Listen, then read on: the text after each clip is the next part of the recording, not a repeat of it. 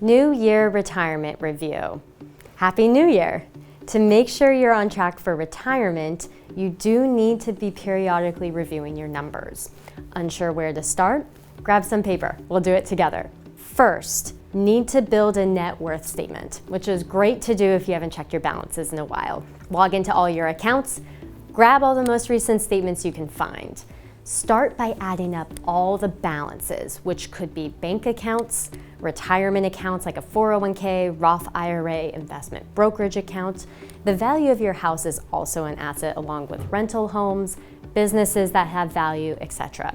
Essentially anything that you can sell to someone if needed and have cash. Next, you need to add up all your liabilities, anything you owe money on, like credit cards, auto loans, student loans, mortgages.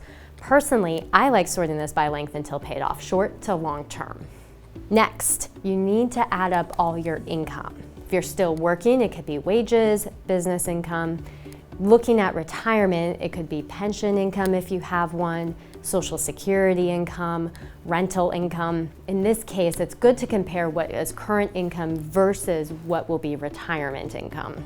Next, figuring out how much you spend is going to be key in this calculation.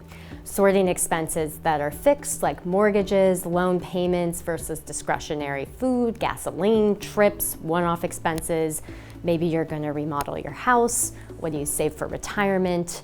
If your spending is going to go down in retirement, though, that would also be an important consideration to this calculation. Now that you know your net worth, what you spend, and what's income, it's time to put those numbers together to figure out, are you on track for retirement? Let's say a couple spends today $120,000. In 10 years, assuming inflation at 3.5%, that spending is $167,700.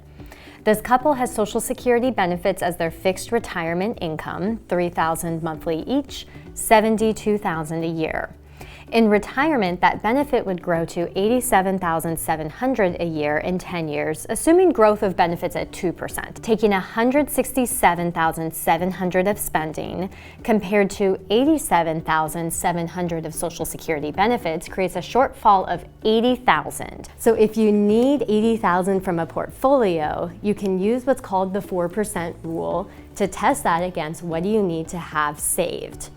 The 4% rule is academic research that says you can tap just about 4% of your liquid assets on a year-to-year basis without extreme risk of premature depletion, assuming a diversified portfolio. You can take your shortfall divided by 4% or that shortfall times 25. It's the same math. So in the future, the target portfolio this couple needs for retirement is $2 million. Let's say they have $1 million saved today. They're putting $24,000 a year towards retirement. And to be conservative, let's say their portfolio earns 6% a year. 10 years from now, that would be a portfolio balance of $2,100,000. So in this case, that is an example of a couple that's tracking well. And as long as markets behave and all the assumptions stated come into play, they might be able to consider retiring a little bit earlier than 10 years. Of course, they need to check their numbers annually to make sure that they're still tracking well as they are currently.